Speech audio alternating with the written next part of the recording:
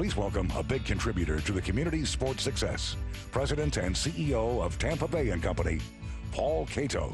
Thank you, Jess. Thank you. Thank you so much. And wow, what an evening. Rob, you've just over the top. It's just a great, great evening.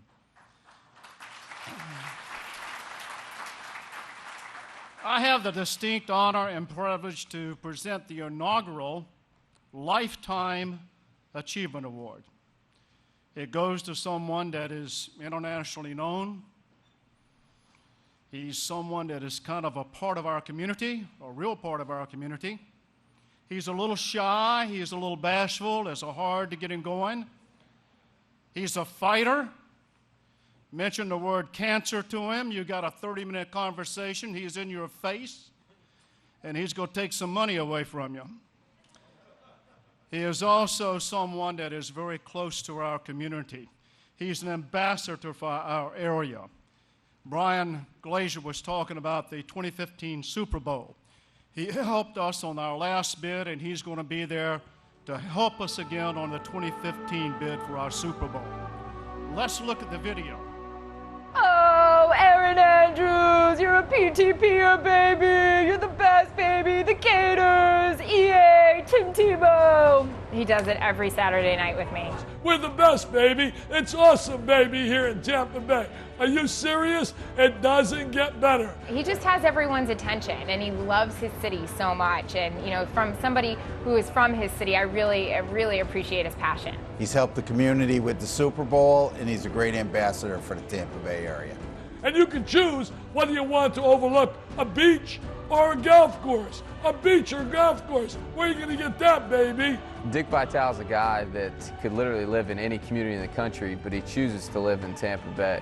Most importantly, I know you felt our 70-degree weather in February, baby. That is awesome, baby, with a capital M.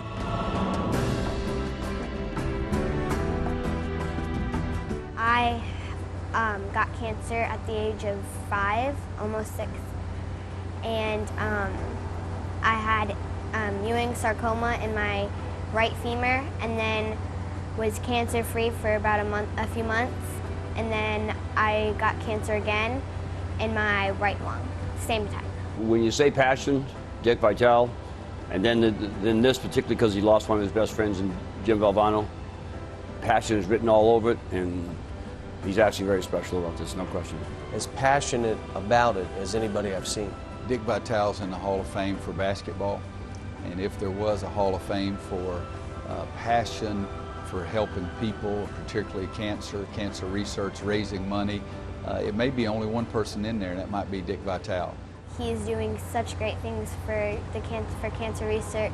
His ability to connect with people of all ages, all races, across the board, all regions, it's all genuine. I knew how passionate he was about fighting the disease, but I didn't know really how heartfelt it was until my father was dealing with it. These are children that are getting diagnosed, and there's some of them that are just really hard to find a cure for, so it's amazing that he's raising this much money to go to find research for them.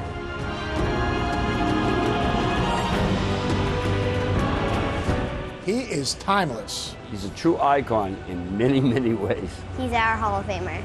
He won't give up. He won't ever give up. He is Tampa Bay. He is Tampa Bay. He is Tampa Bay. He is Tampa Bay. He is Tampa Bay. I am cancer-free right now. I've been cancer-free for 21 months. That is awesome, baby, with a capital M.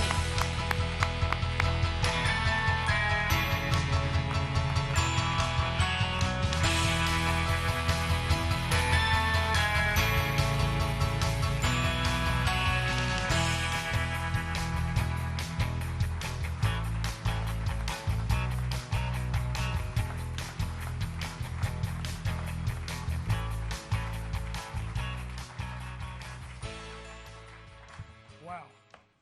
I know one thing. I'm looking out here at all these great owners, and you talk about passion. You talk about building a team. What a team they have built. You think about the hockey situation. You think about certainly what they've done with Steve Eisenman and Guy. And I know one thing, Guy. All those glowing comments by Mr. Vinnick, You better pray your agents in the House right now. And he wrote all of them down because I'm going to tell you, it's time to renegotiate, baby. I think I echo those same sentiments also for Raheem and Mark. My God, you heard the glowing comments out of your guy, Mr. Glazer. Get a new contract, Raheem. Get it while you're hot. The same with you, Matt. You better get Mr. Sternberg to write out that check, baby, before he has to give it all to Longoria and Price. But I'm really honored to be here. Hell, when you've been fired in the NBA like was by the Pistons, I'm just delighted to be invited anywhere. But then I'm looking at my idol. Where's he standing in the back here? I hope you sit down because I'm going to talk for about 2 hours, man. They told me, but I'm only teasing. But I'm looking at my idol, 2004. Every guy out here, eat your heart out. Are you kidding me? Think what this guy had to do in 2004. He had to go to a show, and he had 25 gorgeous ladies begging and pleading, please, Jesse, take me, baby, take me. Man, you really call that work? Are you serious? And I know one other thing. If I had Jesse's hair and I had Jesse's looks, I might be a TV star. I'll tell you, Jesse, you've had it all, baby. Playing for the Gators, quarterback. The only thing missing, you didn't put on a Rays uniform or a Bucks uniform, and you didn't put on a hockey uniform right here in Tampa Bay. I was going to say Yankees because I love George Steinbrenner, baby. You saw that with Mr. Steinbrenner. Tino Martinez, Tino, you are so lucky. As a youngster, and I was a little kid, starting out playing Little League, living in the New York, New Jersey area, I used to go to bed every night with my little Yankee uniform that my mother gave me. I will never forget that uniform. And I would lay there and dream what it would be like to walk into Yankee Stadium. My God, Tino, you had that dream, baby, and you did a great job as well. Give Tino a big hand.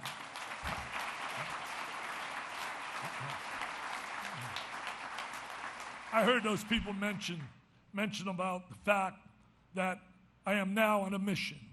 It's my fourth quarter of life. I'm 71, going to be 72 in a short period of time. I act about 12, and I hope that never changes. But I will tell you this. I am on a mission to raise as many dollars as I can, because no one should have to suffer. Like looking at little Tatum. She didn't tell you in that video that she also had lung cancer. She's a beautiful little thing. She was at our gala about 2 weeks ago, I'm so proud to say. The people in the Tampa area, all you beautiful people in Sarasota and Bradenton, all came out in full force. We sold out with like a month and a half to go, over 850 people at 1,000 a person. And we jammed it, and we raised lots of money. In one night, we totaled $1.3 million, of which that money's coming back right here because it's going for research to Moffitt and to All Children's Hospital.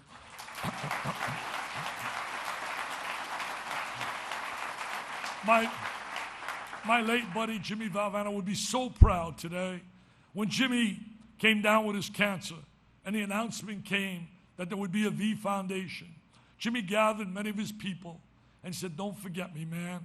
Raise those dollars. Well, I'm proud to tell the group here in Tampa that today we have now exceeded over $100 million that's been raised. And every dollar we raise, every dollar goes to research because we have a $17 million endowment. And off that endowment, all the administrative costs are paid. But as you know, the $100 million is not enough. I talked last week to a Hall of Famer, to a superstar.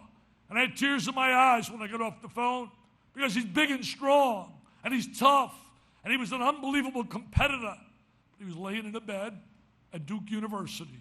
His name, Gary Carter, Hall of Famer, New York Mets, fighting now a big-time battle, the biggest battle he will ever face. As you've read in the paper, he has a tumor in his brain, and it's inoperable, and now he has a challenge. We pray and hope that the chemo and the radiation does work like it did with Dwayne.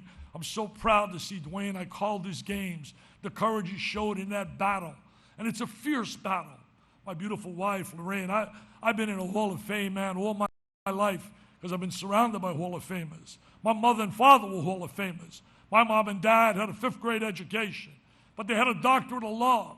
And they taught me in our great country, my mother's greatest advice to me ever was, Richie, treat people how you would like to be treated. And never ever, son, believe in a word can't. When I was inducted into the Hall of Fame, and I looked at that landscape, and I looked to my right and it was a Magic Johnson. I looked to my left at Jerry West. I looked straight ahead and it was a Bob Cousy. And I looked at all the giants of the coaching fraternity. And I said to myself as I stood there, I was in awe of those that really formulated the landscape of basketball, a sport I love, a ball, a dream. Taking my ball, my dreams, having a passion and love for whatever I did in life because that was instilled in me. I learned about work ethic. My dad worked. He pressed coats in a factory. He pressed from 7 to 4:35, come home, have dinner, put a security guard uniform on, and go to work from 6 to 12, walk the mall. That was his day. I never ever remember my dad ever taking a day's off from work. Never ever for the flu, whatever. My mother, she had a stroke, yet she'd go down our cellar, and she would sew coats. And the more coats she sewed, the more money she made. And then every day, she would walk to church, 1.5 miles, and I'd say, Mom, you can't do that, man. You got a stroke. You can't do that. She said, I have to go to church. My mom and dad were special people. Hall of Famers, as I said in my Hall of Fame speech. My wife for 40 years, a genuine Hall of Famer. I have lived a blessed life. My 2 girls, they went to Notre Dame. I'm so lucky they went on tennis scholarships, but I'm more than that. I am. Yeah, when you laugh about it, when the tennis scholarships, you know what it cost me? I told my buddy Nick Bollettieri, they got a free education to Notre Dame, but hell, it cost me $250,000 for tennis lessons. Are you kidding me? Well, you see, my daughters went to Notre Dame, and I'm so lucky. I'm so lucky that intellectually and physically they came after my wife, man, and not their father. I am so lucky for that. I couldn't spell Notre Dame. Jeff Fain's in the house. I used to cheer for him like crazy. My son-in-law, he went to Notre Dame, played quarterback against Florida State in the Orange Bowl. He threw like 3 or 4 touchdown passes, then had a neck injury. And today he's the youngest sitting circuit court judge in the state of Florida, utilizing that education in a positive way. My other son-in-law, talk about being blessed, he's a surgeon, a hand, shoulder, and elbow surgeon. When I first met him at Notre Dame, I said, son, what are you going to be? He said, I'm going to be a surgeon. I sort of laughed. He was a lacrosse player there and a good kid. He's a freshman. I told my wife, I said, what's he dreaming? He's kidding himself. You know about going to pre-med, medical school, residency, all that. He has no money basically at home. He went, and today he's a leading hand, shoulder, elbow surgeon. And they gave me the greatest gift of all, 5 beautiful grandchildren. And I love them dearly. And it's with that love that has really permeated my feeling about wanting to give back. There is no greater gift than giving back and bringing a smile to someone's face. My wife and I recently, I was honored at All Children's Hospital. They had Dickie V Day. And I went there, my buddy who's sitting here with me today, my buddy Mike Valdez and his people, they bought 400 of my new children's book, Dickie V's ABCs. Every dollar from that book, whatever book is sold, it all goes toward pediatric cancer. Well, that day, we went into the hospital. Mike was with me. And they took us on a tour. And they took us in rooms, my wife and I. I went in those rooms. I walked down, and I'm thinking about my grandkids. And I'm thinking about, because they were age between 5 and 8. I'm looking at these kids, 6, 7, 8, 9, sitting in a hospital room, hours and hours. My wife and I had to put gowns on, had to put a mask on. We couldn't go in there without them. And I'm seeing the love of a mom and dad sitting at their bedside, dreaming and praying and hoping for a miracle to save their child. Sometimes we worry. Oh, we worry about the economy. Our stock market's going down. Oh, really? Take a journey to that hospital. And they brought all the kids out that were able to get out into a room. And they had me read to those youngsters. J for jump in a book, A for awesome, R for run, and they would run, and they would jump. I would sit there, and I'm saying to myself, as I'm trying to have a great time with them, and like I said, my buddies were with me, and when I got done, I walked over to one of the nurses and a pediatrician there. I said, gee whiz, those kids look as healthy as my kids. I can't believe they're running and jumping, they're smiling. They said, all those kids, Dick, are facing unbelievable challenges. Some have brain tumors, some have tumors in the spine, some are battling leukemia. And I went to the car, and I'm not ashamed to say this. My wife and I broke down, and we cried, because no child should be doing chemo. No child should be doing radiation. They should be running. They should be playing. They should be having a ball. Cancer is a vicious disease. Vicious. It brings you to your knees. Whether you're rich, whether you're poor, whether you're black, whether you're white, Christian or Jewish, that disease will lead you up alive. And there's only one way to beat it, is all of us to unite. And I don't think we've united enough. All our forces. We sit back in a way and let that disease kick our butt instead of us giving those doctors the fighting chance. I'm selfish. I'm selfish now. I'm doing it because I want, if there's ever a moment. We had a woman speak at our event, and she told the people she lost a little girl. And she told the people, she told me one day, I'm sitting at a Broken Egg restaurant where I go, it's my office away from home. And I'm sitting there, and Holly comes up to me. She says, Dickie V, I got to tell you this. She said, you know, it was the most miserable time I ever had in my life. My little girl Peyton would say to me, Mommy, I thought you loved me. Why do you make me go to the hospital and do those treatments? I hate those treatments. She had brain cancer. She was 4 years of age. She ultimately became blind. She ultimately became paralyzed. And then she ultimately lost her life. And then she said something so well, as I see all the landscape of what makes Tampa Bay sports. And we are on such an uptick because the leadership here is special. It is special. You can just feel it. They are special. They care. They give a damn. But she said it so well. She told our crowd of a bunch of coaches, and we bring in celebrities from all over. And she looked at the crowd, and to paraphrase it basically, she basically said, you know, coaches, you feel miserable when you lose.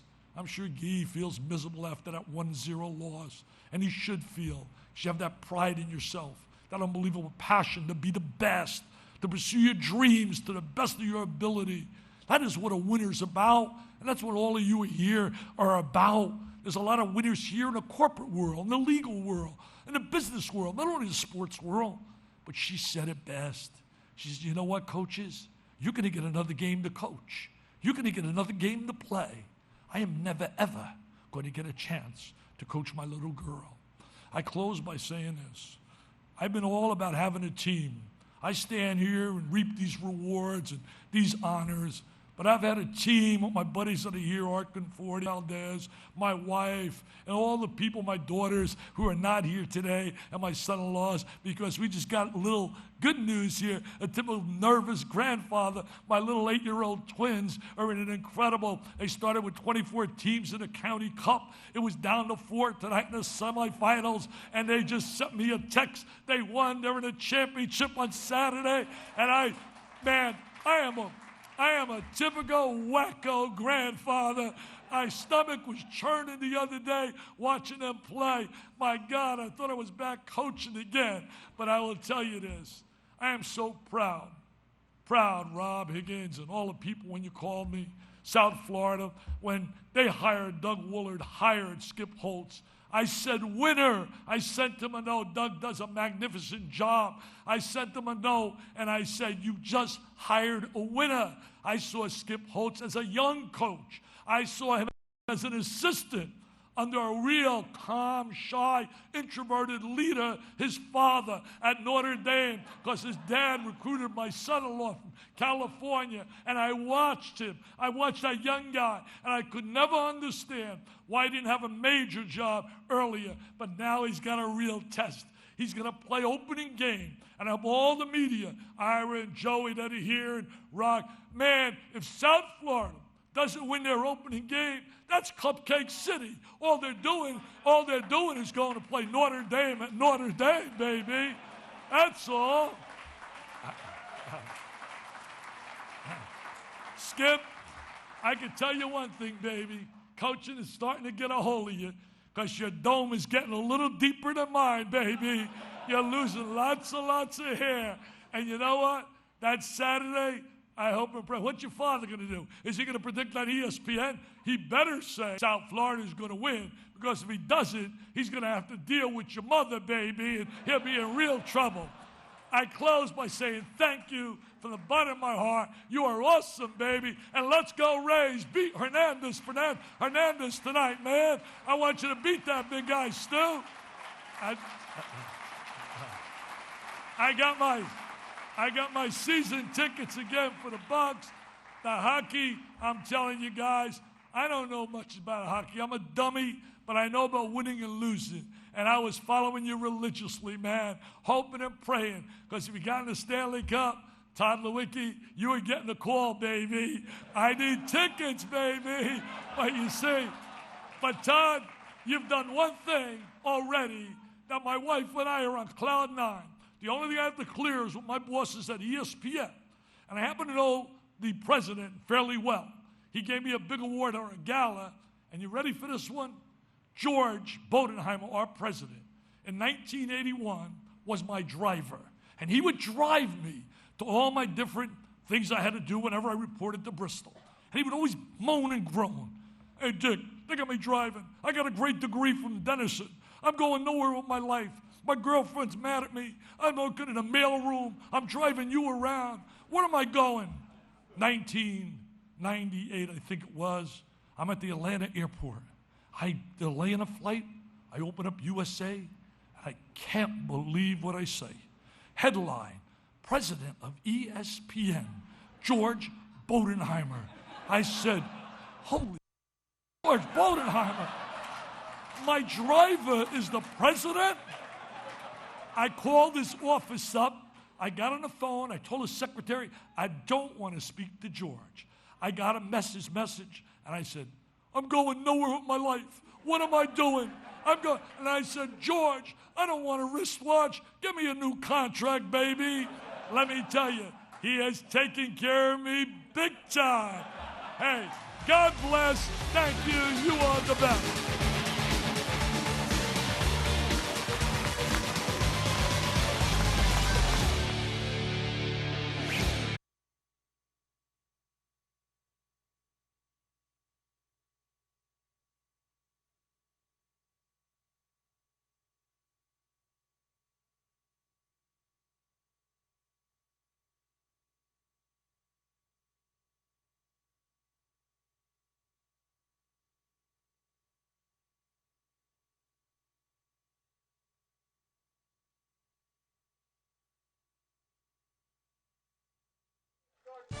It has been 1 year since Palm Beach Gardens edged Winter Springs in the state softball semifinals of 2010. 1 year